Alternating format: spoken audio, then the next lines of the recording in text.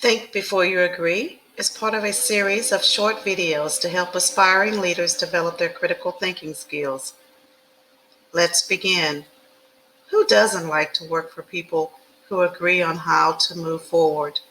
The ability to agree is important for several reasons. Number one, you are part of a team that is expected to be effective and productive. Number two, you're expected to verbalize your perspective about a pending decision. And three, you're expected to help decide the best strategy for moving forward.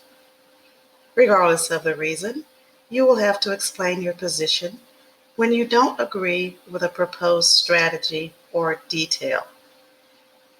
I've identified 5 factors that can guide your thinking process when you're part of a team that values differences in perspectives. First, dissent or opposition to ideas is a healthy part of an organization that values diversity of thought. Look for proactive and reactive triggers that dissent may be necessary. Gain clarity through questioning and data. Make timely but not rushed decisions. Own your own decision. Let's start with defining groupthink.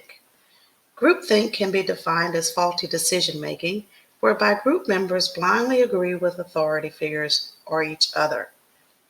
If you've seen Joe Clark in the movie Lean On Me, you might not agree with the first factor. In this movie, anyone who disagreed with Principal Joe Clark faced his wrath. But dissent or opposition to ideas is a healthy part of organizational life, as it allows different perspectives to be shared and valued. It is not a healthy part of an organization that is not healthy. In those cases, groupthink may actually be the best option until leadership changes or there is a change in leadership. Think about what is happening in the organization.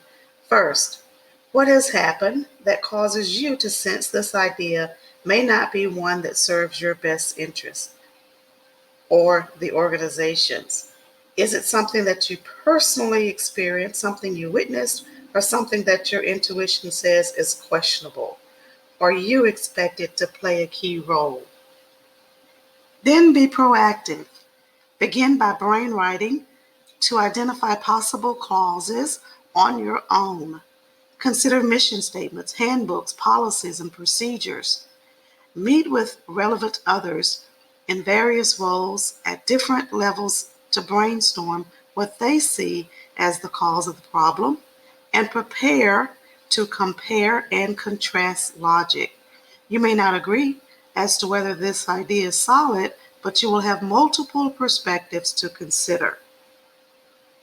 Gain clarity through questioning. Be a critical thinker. Don't be afraid to highlight issues or conflicts. Don't be afraid to challenge the status quo, but be prepared for pushback and opposition from those who are comfortable with the way things are. Use data, not opinions, to address their concerns. While you're gaining clarity, don't feel rushed to come to a decision. If someone is persistent, it may be in your best interest to 1, set time aside and make this decision a priority, or 2, pass, given you do not have sufficient insights needed to say yes.